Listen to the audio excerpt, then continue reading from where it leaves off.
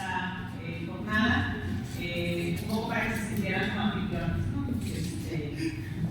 Bien, entonces les explico la dinámica. Cada uno de los ponentes tiene 15 minutos para presentar su trabajo y al final, una vez que hayan expuesto todos, tendrán oportunidad. Vamos a hacer un espacio para preguntas, inquietudes, comentarios. Aquí tenemos algunas paletitas que van a señalar el tiempo, cuando ya les queden 5 minutos, 2 y 1 minuto.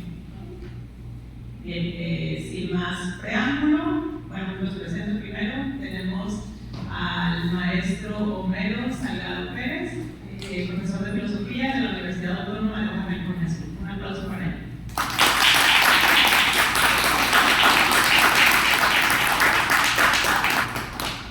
Nos acompaña también el maestro César Daniel Ochoa Torres, y actualmente es doctorante del posgrado en Ciencias Sociales, Desarrollo Sustentable y Globalización. Un aplauso.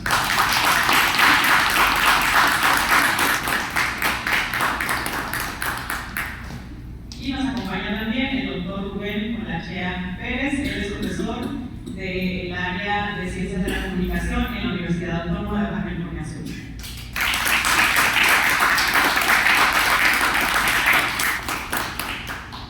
Cedo el uso de la voz al maestro Homero Salgado, que nos presentará su trabajo Atenea a través del papel sobre los pliegues entre escritura y filosofía. Bueno, chicos, buenos días a todos, a nuestros invitados el día del Congreso. ¿Han aprendido? No está pasando.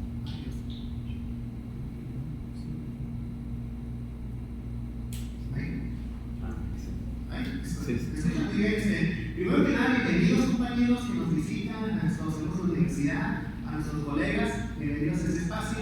Y comentarles que la inquietud principal de este trabajo, más allá de la parte pues, que supone que está en la ponencia, tiene que ver con algo que he estado viendo pues, en clase con ustedes de manera muy particular en la parte de historia de la filosofía.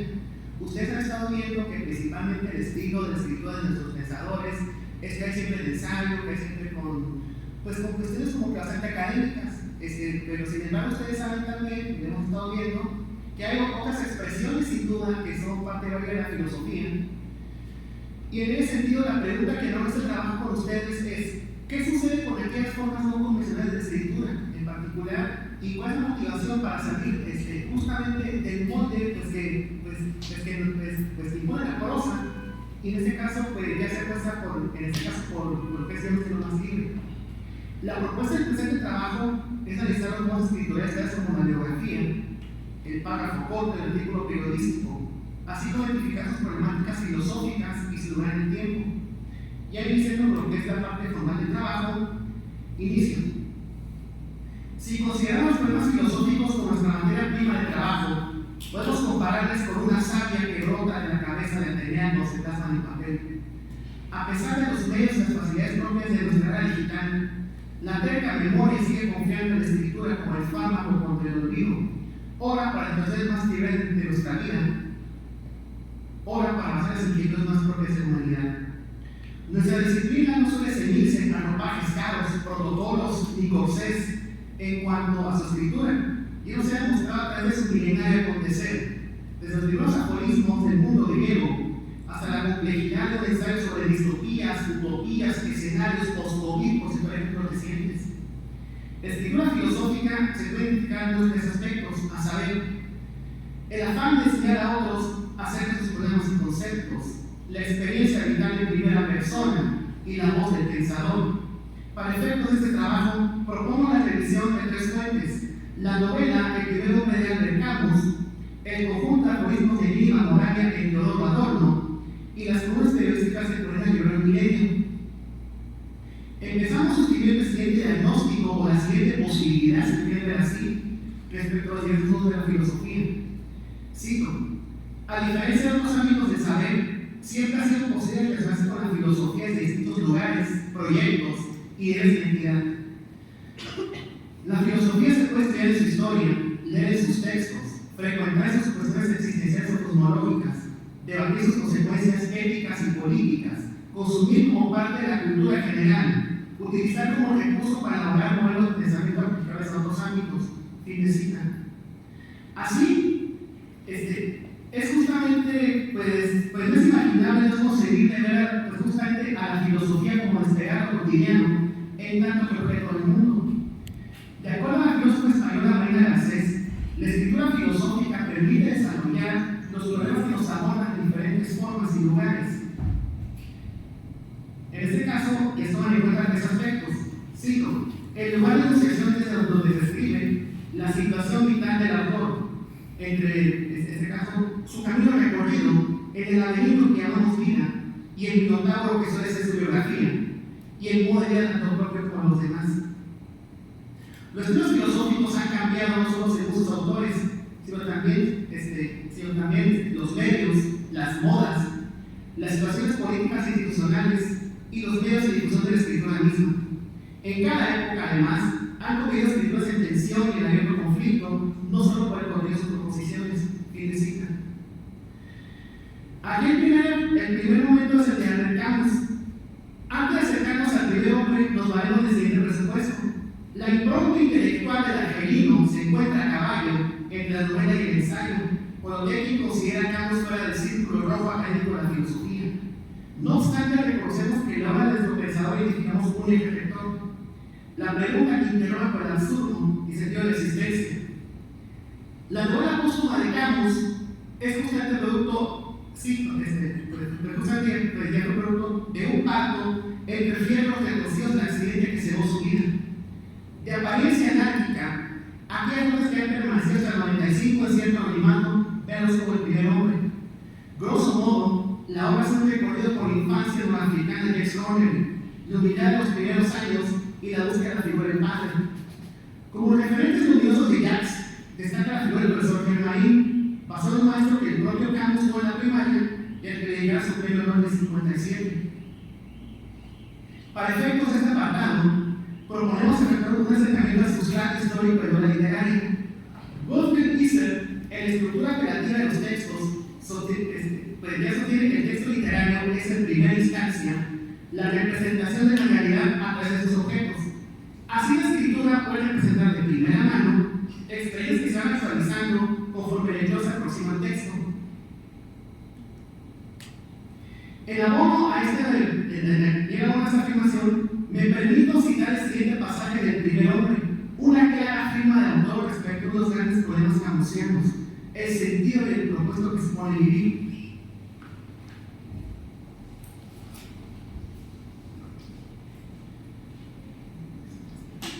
Malan se sentó pesadamente en un sillón cubierto de cretona y de repente una mirada inexpresable melancolía apareció en su rostro. He amado la vida, tengo hambre de ella. Al mismo tiempo la vida me parece horrible, me parece inaccesible. Por eso soy creyente por escepticismo. Sí, quiero creer, quiero vivir para siempre.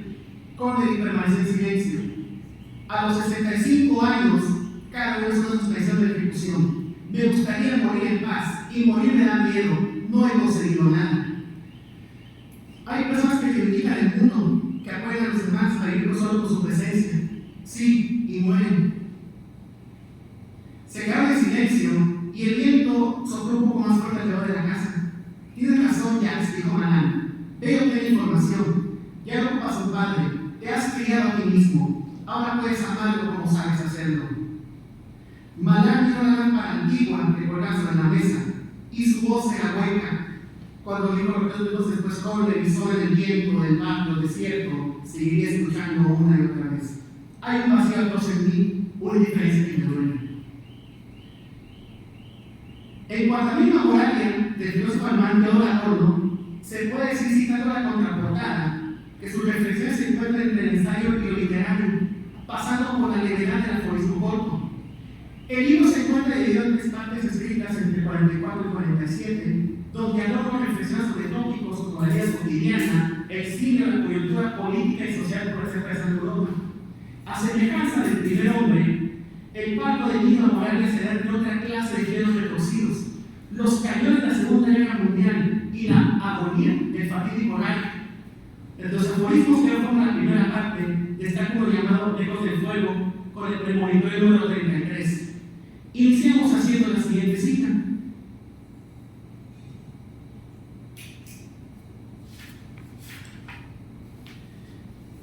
En los comunicados sobre ataques aéreos, cada vez faltan los nombres de las entidades constructoras de los aviones. Los nombres Focke-Wulf, Heinkel o Lancaster aparecen donde antes se hablaba de los fuegos coraceros, ulanos y húsares.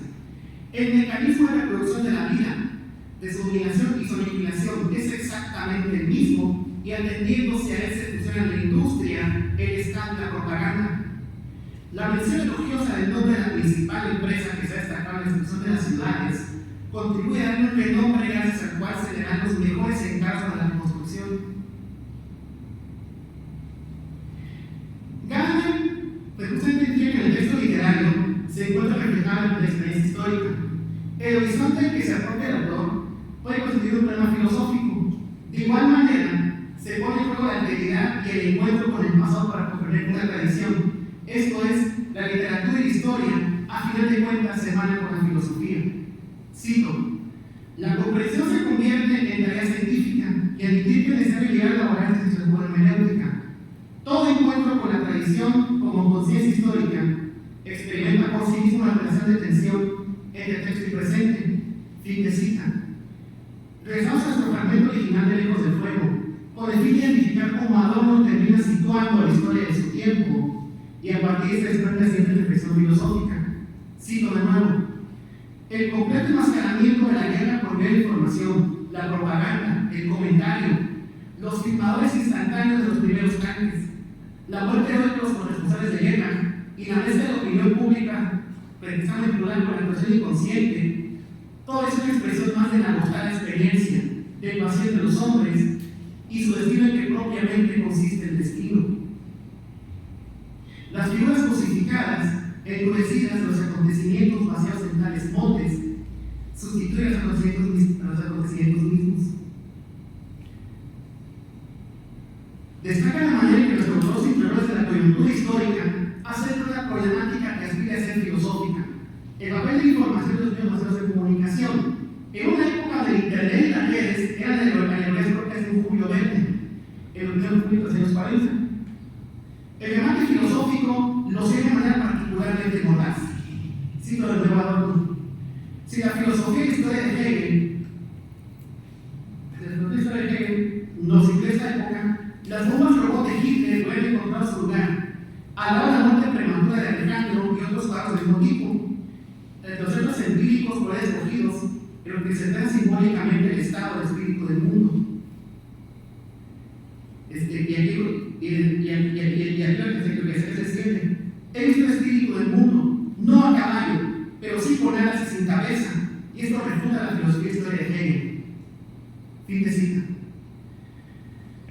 En un tercer momento, ponemos la integración con estilos escritores de filosofía.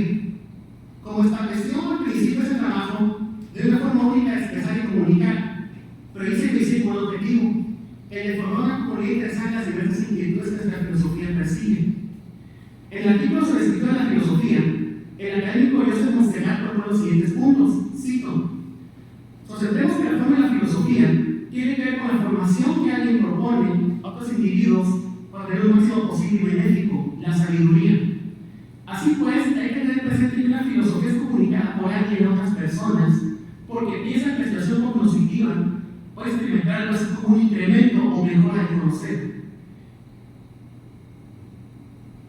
Es evidente también que para comunicar una filosofía en público se tiene que producir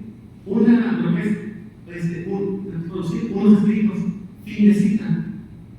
Además, puede identificarse entre requisitos sigue cuando la filosofía no llega al público más amplio y puede ser más de su radio de alcance.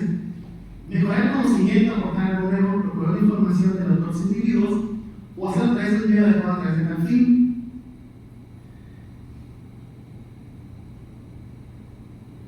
El siglo pasado destaca el papel que igual es escrito en el debate de las ideas y puntos de vista como el caso de controversia entre Antonio Caso y Eduardo Toledano sobre la universidad pública. En tiempos más recientes vamos a encontrar políticos como Heriberto Yepes, Guillermo Hurtado, Julieta Lomelí y Polina Rivero. En este caso, pues esta autora, de acuerdo a su biografía en Milenio, es licenciada, maestra y doctora en filosofía por la Facultad de Filosofía de la UNAM.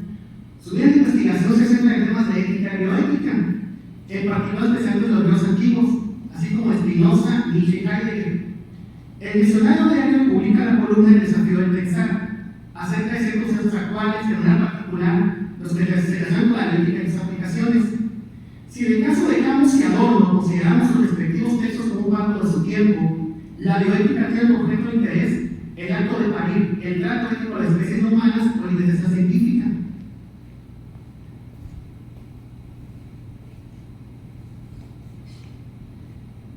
En el caso de la columna, las jornadas de esta filósofa se ponen en evidencia que se cumplen con esos objetivos que persigue el escritor en filosofía: llegar a un público masificado por una vía adecuada, esto de las redes sociales y el periódico impreso, dejar una impronta de enseñanza sobre una problemática reciente y sus implicaciones y justamente llegar a un interés a los potenciales lectores.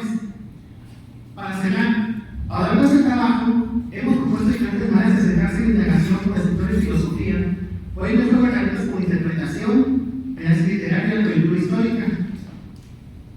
Si toda la vida personal, filosófica y cotidiana exista, habrá que la fija de forma escrita en medios tan modestos como las amigarradas líneas de estos borradores de este escrito, hasta el ejercicio de la pantalla de computadora. De igual forma sostengo que somos girones de narración, y si nos atenemos al lugar común, polvo de estrellas salió del aleteo de cierto búho que hace el vuelo acá en la noche. Cierro estas líneas citando a escritores de Rosa Montero. Cito: los humanos somos pura narración, somos palabras en busca de sentido. Epicteto decía con razón que lo que le afecta al ser humano no es lo que le sucede, sino lo que se encuentra lo que sucede.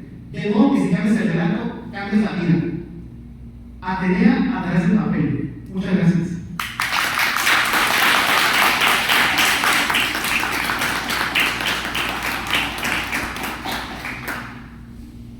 Muchas gracias, maestro Homero Salgado. Cedemos el uso de la voz ahora al maestro César Daniel Escobar Torres con su trabajo Ideas y Unidad o Metáfora Absoluta, la gran cadena del ser en el cambio del concepto del fijismo al transformismo. Muy buenos días. Voy a usar la ponencia rápida para no tanto tiempo. Antes de agradecer, vamos a presentar este trabajo. Pareciera relativamente obvio que el problema efectivo que me interesa abordar aquí es el de la cualidad sincrónica y diacrónica del concepto, toda vez que he puesto en juego el fenómeno del cambio conceptual. Sin embargo, hemos de atender a ciertas delimitaciones teóricas de una semántica histórica, a la manera de la historia conceptual alemana, con el objetivo de tematizar algunas desviaciones aclarativas en torno a la no conceptualidad de la metáfora. Estas delimitaciones nacen, en primera instancia, de aquellas discrepancias que hay entre una historia de las ideas y lo que Thomas Kuhn denominó historia intelectual. Para Kuhn, una historia intelectual no se centra solo en los marcos de referencia y estados de opinión de una ciencia sincrónicamente establecida, sino que debe abordar aquellas creencias de carácter no científico que, por decirlo pronto, las satelizan. Esto nos remite a sostener que una historia conceptual debe ser no solo un esfuerzo de semántica histórica, y que incluso los modos de dicha propuesta, la diacronía y sincronía, la semasiología y la onomasiología, deben y pueden entenderse en el marco de la realidad conceptual de los sistemas filosóficos y científicos, según sea el caso. El cambio conceptual podemos definirlo no solo bajo la diacronía semántica de una palabra conceptual, sino también de las figuras e imágenes que tienen un papel fundador en el orden de la vida y que al mismo tiempo fundamentan casi como un a priori las disposiciones racionales de los conceptos puestos en juego por los usuarios. Es el juego entre fantasía y logos del que nos habla Hans Blumenberg y cuya disposición sistematizada por su metaforología ha ampliado el programa conceptual del propio Husserl. No se trata tampoco de poner en la palestra la histórica de Husserl, pues lo conceptual no necesariamente es lo no conceptual o extralingüístico, fundamentos que tienen que ver más con un esfuerzo histórico de la antropología filosófica por parte de Husserl, cuya consecuencia será su disposición teórica en torno a su doctrina de las condiciones de posibilidad de las historias. Considero que Blumenberg plantea derroteros distintos, pues considera que el principio de su programa son las metáforas absolutas, las que definen como tal, ya que, a prosita, muestran su resistencia a la pretensión terminológica, no se pueden resolver en conceptualidad, cierro sí. Su adjetivación, es decir, el ser absoluta, solo tiene sentido si se tiene en cuenta esta cualidad señalada y no que sean inmutables, por el contrario, el propio Rosita, tienen historia en un sentido más radical que los conceptos, pues el cambio conceptual de una metáfora pone en primer plano la metacinética de los horizontes históricos de sentido y de las formas de mirar en cuyo interior experimentan los conceptos sus modificaciones. Por otro lado, estas metáforas tienen una función específica dentro de la reflexión filosófica y científica. Las metáforas absolutas responden preguntas aparentemente ingenuas, incontestables por principio, cuya relevancia radica simplemente en que no son eliminables porque nosotros no las planteamos, sino que nos las encontramos como ya planteadas en el fondo de la existencia. Su verdad es pragmática y orientativa, pues dan sentido al mundo, representan el siempre inexperimentable, siempre inahorcable todo de la realidad. El carácter abierto de la metáfora absoluta nos permite analizar un conjunto de conceptos en función de un orden que puede partir no necesariamente de la racionalidad, sino de una posición vital frente a la vida y el mundo, y de cuyas indeterminaciones se haga desde una imagen la condición de posibilidad de la ciencia y la filosofía.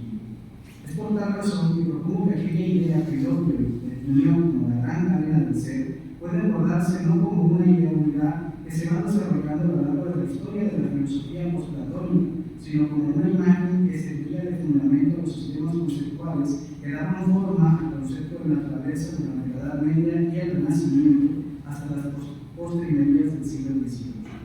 En todo caso, esta ponencia se desprende de una investigación más amplia sobre el concepto de América Latina, en la que he dispuesto la gran cadena del ser como base de diferentes objetos de la realidad, tal como se la percibía durante la Edad Media española hasta los siglos XVI y XVII, y cuya consecuencia sería aquel proceso que el mundo Bormann denominó la invención de América.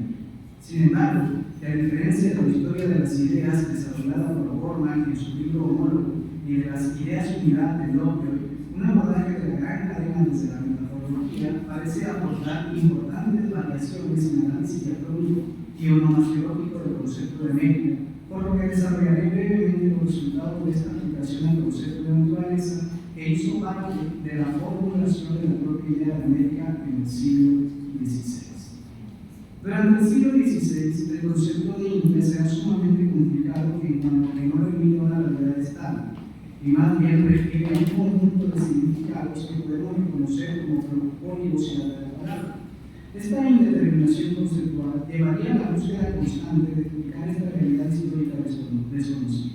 La fórmula que, en mi opinión, bien puede ilustrar esta condición es aquella analogía que realiza el padre Acosta con el papel de Tarsis en las Sagradas Escrituras, que define no como lugar ni parte determinada, sino unas regiones muy remotas y al parecer de las gentes muy extrañas y ricas.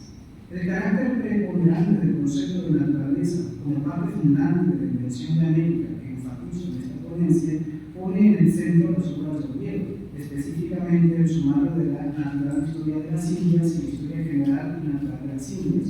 Esto ya que el capital, según Bormann, inaugura el interés por tratar lo que de natural tienen las Indias, siendo el autor que América buscaba. También esta historia natural expresaría la cara fijista de la distinción entre historia naturales e historia natural que, según Posede, se reconoce como una diferencia sustancial en el uso de estos dos términos. En su obra, el capitán Gonzalo Fernández de Oviedo explicita su inscripción a la forma de proceder de una historia natural a la manera de crimen. Las descripciones de Oviedo conducen a pensar que la configuración de su historia remite a su condición clásica ya patente en la obra de Tucídides. Para Oviedo, la palabra historia, abrosita, simplemente se trata del relato de algo que el escritor conoce como un hecho. Y sobre esto versa el presente ejercicio. La forma en que los cronistas lograron introducir esta nueva existencia a una explicación disponible, de qué manera entienden la novedad que ante sus ojos poco a poco va consolidándose y qué sentido tiene en su forma de comprender el mundo. Según Todorov, el mundo de finales del siglo XV estaba constituido por tres esferas comprendidas de forma jerárquica: divina, natural y humana. El mundo medieval, según lo entiende Bormann, está determinado por la relación consustancial entre estos órdenes, y de cuyo resultado no puede ser el hombre más que preso de una realidad inamovible y cuya transformación no sería sino una potencia que aguardaría los primeros activos de emancipación moderna de que el racionalista, sin duda, sería una cara reconocible y familiar. No obstante, en el momento en que Bell se interesa por la naturaleza americana, el hombre era preso de una realidad que implicaba consustancialidad conforme a la siguiente fórmula. El orden natural continúa y refleja el orden humano social, que a su vez es la continuación del orden sobrenatural o divino. El cosmos entero se concibe como una estructura jerárquica e imperial. Parecía que lo gozado hasta ahora no hay más que el despliegue de aquel principio que Locke hace partir de Platón y que remite a la consolidación de una cosmovisión estructurada jerárquicamente. Esta jerarquización desde Dios, si por Dios entendemos ser que es, parte de la idea del bien y de la plenitud de este mismo, a la que las criaturas no le agregan nada, según Locke. Sin embargo, anota el mismo autor, de Platón también deriva el interés por las criaturas en la forma de su preocupación de esta mundanidad, como lo denomina Locke. El corolario es que Platón explicaría la existencia de este mundo en función de, y esta es una paradoja que intentará resolverse en los siguientes siglos de filosofía medieval, el principio de gradación individual del mundo y los principios que lo fundamentan, el de continuidad y continuidad. Lo que se sigue es que durante la Edad Media solo hubo dos posibles comentarios al respecto de la direccionalidad de la jerarquía cósmica, la basada en el principio de plenitud y la que se basa en el principio de continuidad. Entonces, lo que fundamenta la existencia de las cosas no es su propia suficiencia en cuanto que expresiones contingentes de lo uno, sino expresiones jerarquizadas de la existencia que se debe al infinito. Al respecto, plantea Gauss que en la Divina Comedia el propio Dante tautologiza la escatología aludiendo a la dimensión geográfica del universo. Quiere decir esto y se podrá observar en la obra de Oviedo que entre lo que ocurre y lo que ocurrió no hay diferencia sustancial, que todo cuanto se entiende por mundo no es sino reflejo de un estado de cosas inamovible y sagrado. Por otro lado, las discusiones sobre la naturaleza americana en el siglo XVIII, tal como las desarrolla Gerry, dejan ver los primeros atisbos de cambio en el marco de una noción fijista de la naturaleza. La personalidad de Buffon es central en la discusión de Gerry y no es para menos, pues el sistema conceptual del Conde puede entenderse en el marco de un cambio conceptual fundamental en torno a la historia natural y como parteaguas del surgimiento de la biología, cambio que desarrolla Foucault en las palabras y las cosas. El transformismo de Buffon puede encontrarse en los conceptos de molde interior y de generación. Buffon utilizó el concepto de molde interior, según Caponi, como, mecanismo de la degeneración y la naturaleza de los cambios que él puede producir, por lo que resulta un menester comprender el modo por el cual los factores ambientales y el modo de vida pueden afectar los perfiles de ese organismo individual que serviría de molde para ese nuevo organismo a ser formado. Entonces, una materia viviente no es más que un cuerpo organizado que asimila materia muerta. Ese cuerpo organizado de un animal es una especie de molde interior en el cual la materia que sirve a su aumento se modela y asimila al total de ese mundo. Veamos entonces el parangón, así, entre el concepto de molde interior y especie.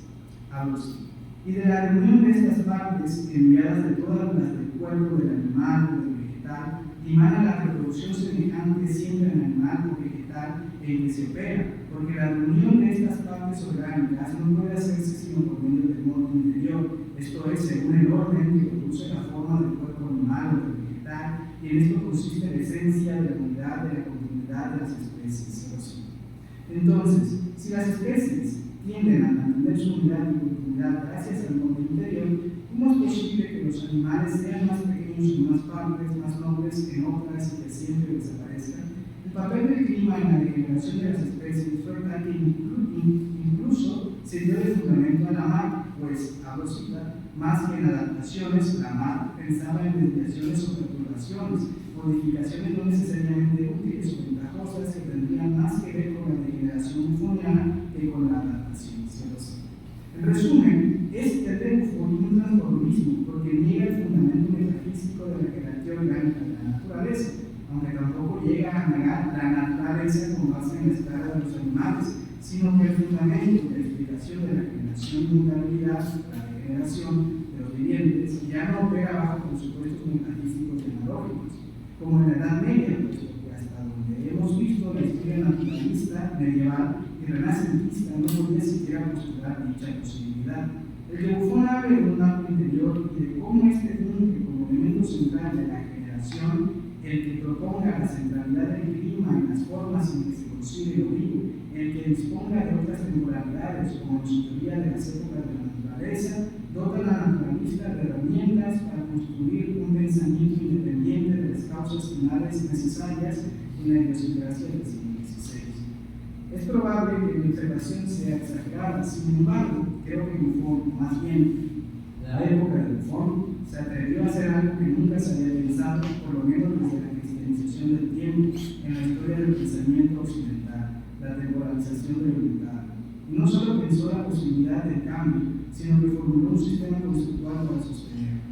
A partir de Buffon, las lecturas comenzaron a independizarse de una causa final y de un agente, y empezaron a tender a ser explicadas bajo sus propias reglas. Gracias.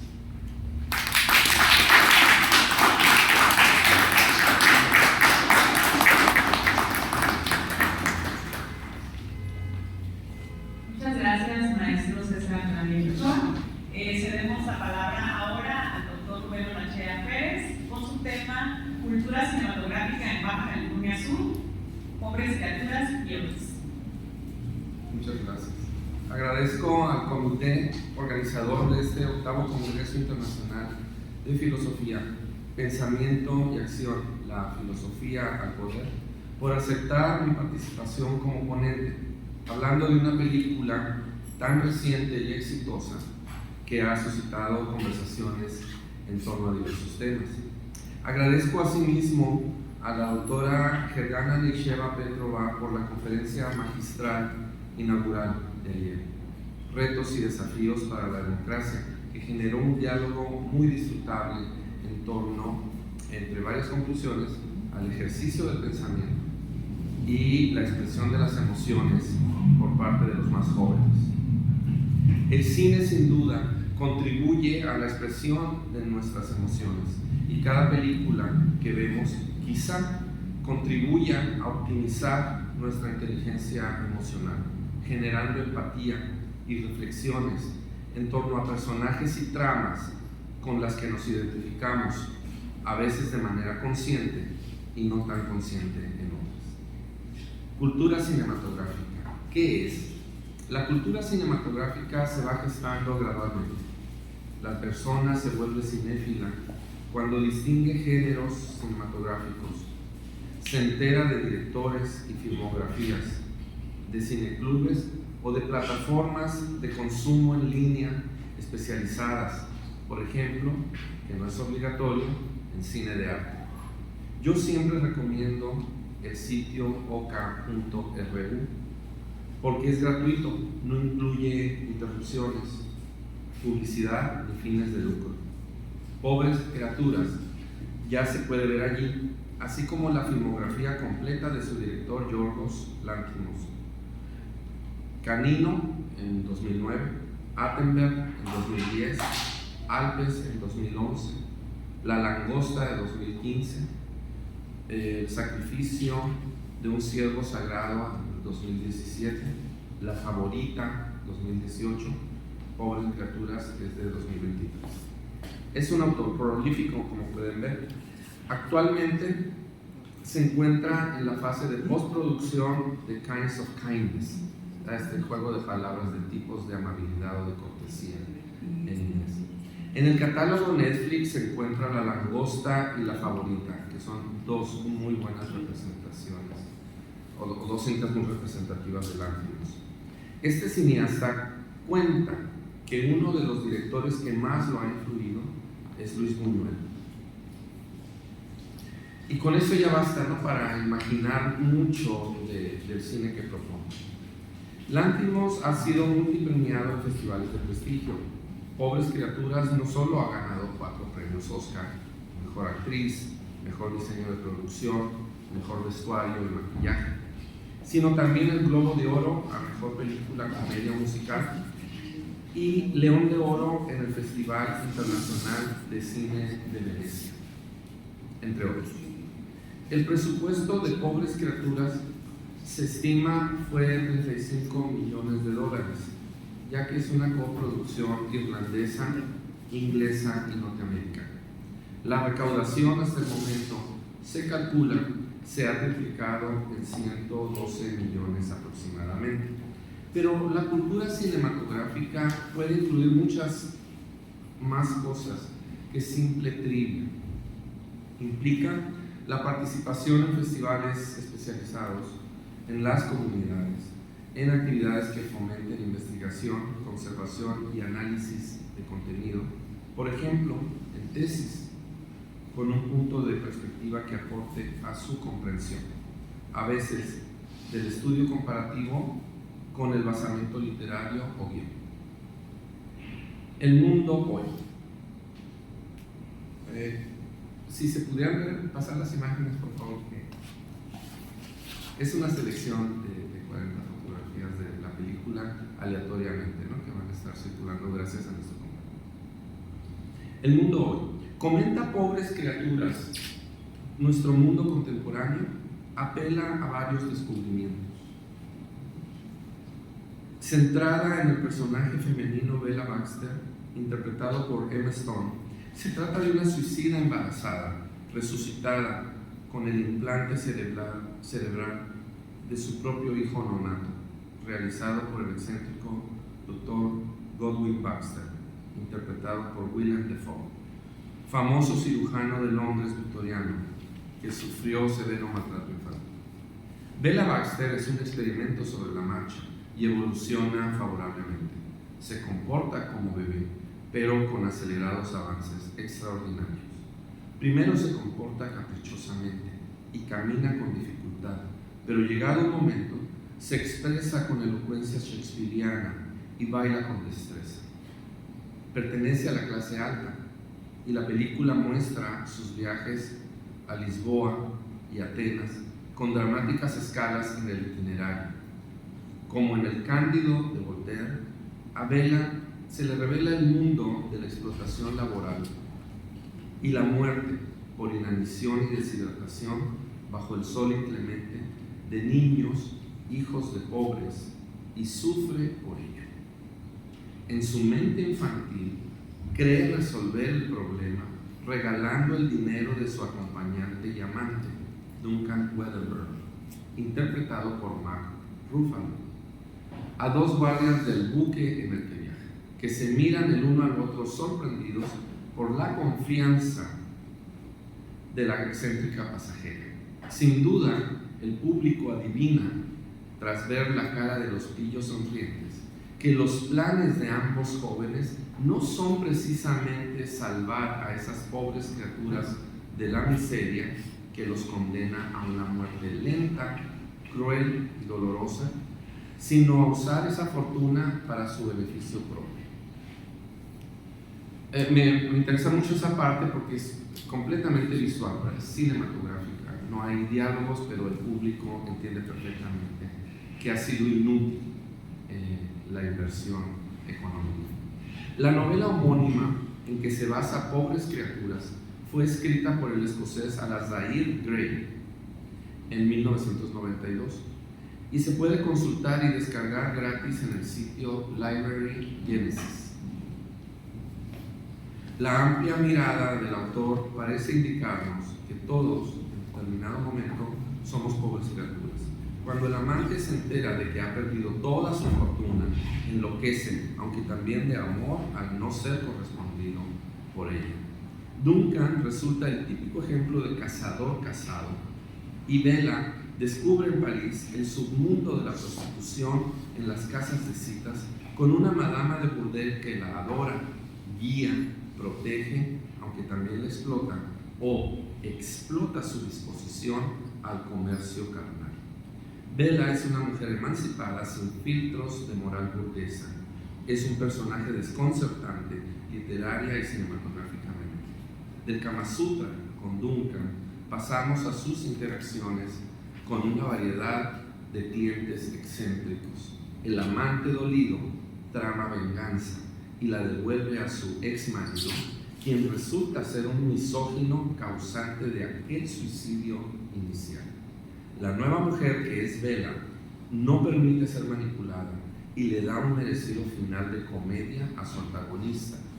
No deseo revelar más spoilers o detalles de la trama por si alguien aquí no ha visto esta película tan socorrida.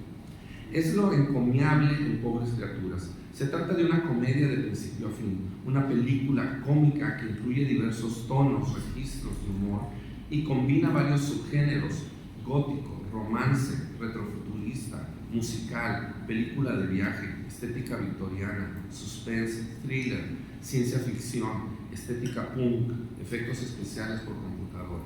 Y es un relato feminista de mujer emancipada que comunica emociones cinematográficas cercanas a la euforia o al menos al placer visual invocado por Laura Mulvey en su significativo ensayo El placer visual, o el de Len Sitsu, La risa de la medusa.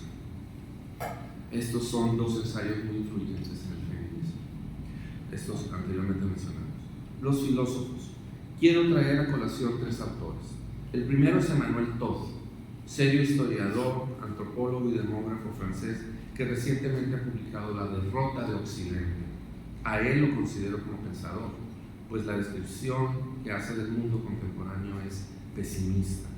No solo hace un recuento de la rusofobia decretada por la OTAN, también analiza la espiritualidad cero del protestantismo estadounidense contemporáneo y la vincula, sorpresiva y sorprendentemente, con la arrogancia científica y lucro de los tratamientos hormonales de transición de los géneros femenino, masculino y viceversa.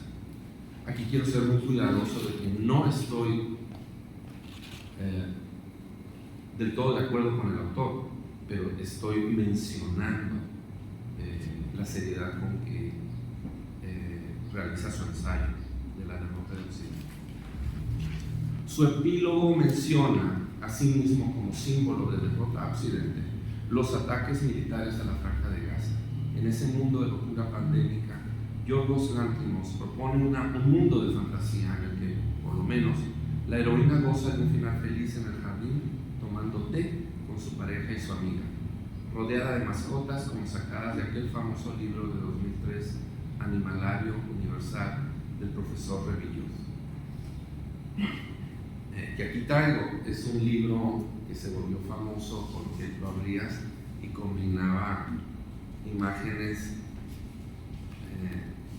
de 3 animales y tú ibas es un libro muy curioso, y así están los animales de Pobres Criaturas, ¿no? Es mitad algo y mitad otro animal, muy simpático. El segundo filósofo que traigo a mención es Frederick Jameson, que ya desde 1995 proponía con su estética geopolítica un análisis al cine y al espacio mundial. Finalmente, quiero mencionar al filósofo alemán Wolfgang Eilenberger, quien con sus 2 célebres libros recientes invita a hacer filosofía hoy. El primero se llama Tiempo de Magos, la gran década de la filosofía, y El fuego de libertad.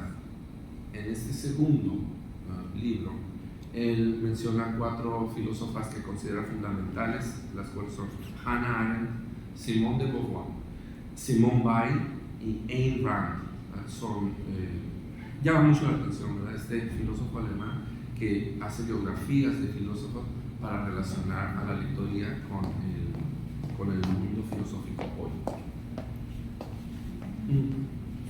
Caminando por el bosque alemán, la hija de Wolfram, de 5 años, tras tropezar con una piedra, le preguntó: «Papá, ¿sienten dolor las piedras?». Wolfram se estremeció al apreciar que la inteligencia artificial nos asombra por tener aparentemente todas las preguntas, pero es incapaz de generar preguntas. Voy a repetir. Que la inteligencia artificial nos asombra por tener aparentemente todas las respuestas, pero es incapaz de generar preguntas. Por eso él se fascina con la pregunta de su hija de 5 años. Igualmente, yo considero que Pobres Criaturas nos está preguntando qué estamos dispuestos a hacer nosotros para obtener la felicidad. Gracias.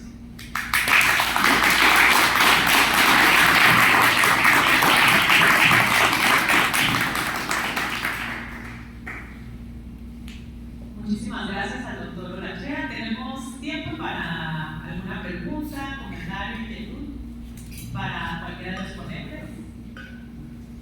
¿Alguien que desee hacer alguna pregunta? ¿Comentario? Felicitaciones. Sí, adelante, maestro Salud.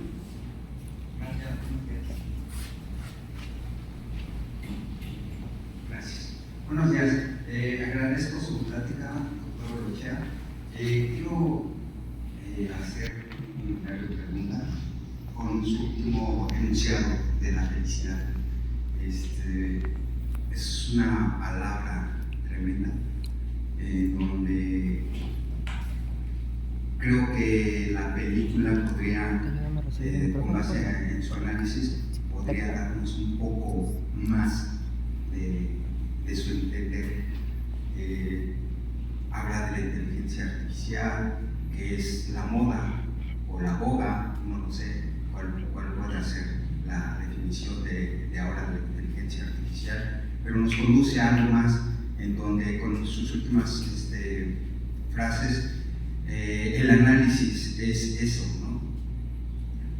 Las pequeñas criaturas contra o por la inteligencia artificial hacia la felicidad. ¿Qué nos puede hablar un poco más o decir? Gracias. Gracias. La inteligencia artificial efectivamente tiene preocupadas a muchas personas hoy día porque está la posibilidad de que generen nuevas matemáticas y los matemáticos están aterrados, ¿no? Que podría significar el fin de nuestra especie. Y también hay alertas de que la inteligencia artificial se va a utilizar, sino que se está utilizando ya en lo jurídico. Entonces, como la justicia es ciega, se presta perfectamente, ¿no? a estos experimentos. Y no hay legislación.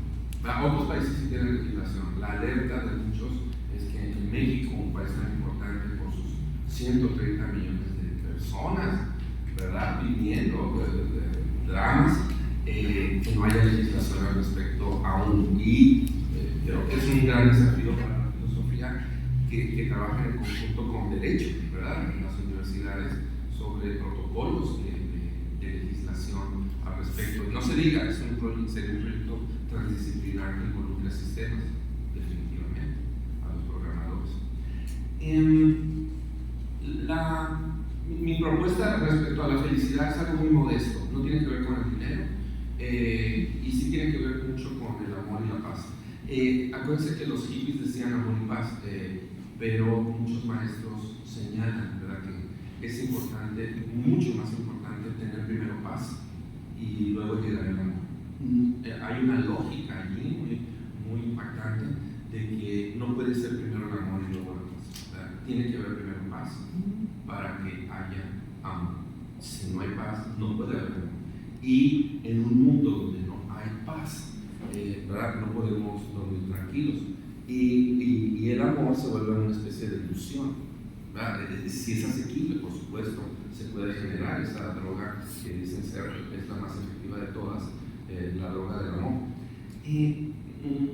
Pero la felicidad se va construyendo de pequeños momentos a lo largo de la vida, ¿no? Entonces, pobres criaturas, a mí se me hace una conjunción muy interesante de comedia con cine de arte, cine europeo. El director es griego, aunque él dialoga en inglés para hacer su arte, y sobre todo la referencia al gran cineasta español mexicano.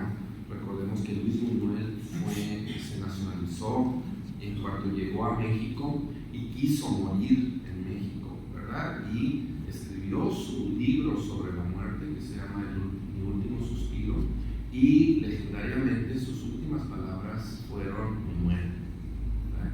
Es una gran personalidad del mundo del arte y del cine, porque nos habla de los esfuerzos de una conciencia con el realismo de una manera impresionante. Muchas gracias por la pregunta, no quiero monopolizar el discurso. Gracias.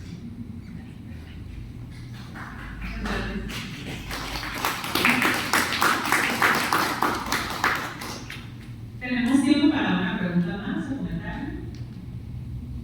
si alguien desea manifestar.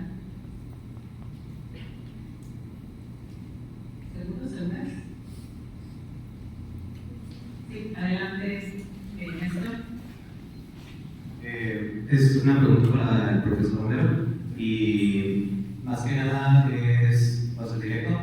¿A qué cree que se deba el anhelo del ser humano por ser inmortal o lograr esa inmortalidad?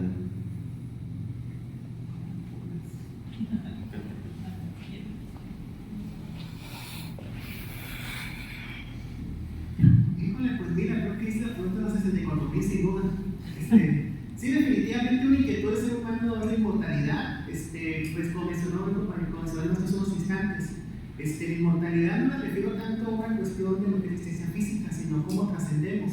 Y pareciera que de alguna manera estamos como que llamados a eso, a esa trascendencia, a esa cuestión de que las letras sin duda son como esta herramienta que nos permite pues, trascender a pesar de la falta de ciencia física. Y si, pues justamente lo que puse al respecto, ¿no? Que las letras son como que el mecanismo más adecuado para que de alguna manera pues, ya se manifieste esa cierta inmortalidad. Es lo que puede ser al respecto.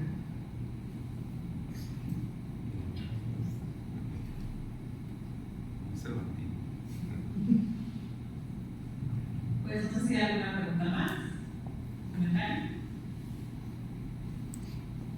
Bueno, si no hay más comentarios, les agradecemos a los 3 participantes y les hacemos entrega de un pequeño obsequio, pero que es con mucho cariño por parte de la Academia de Filosofía.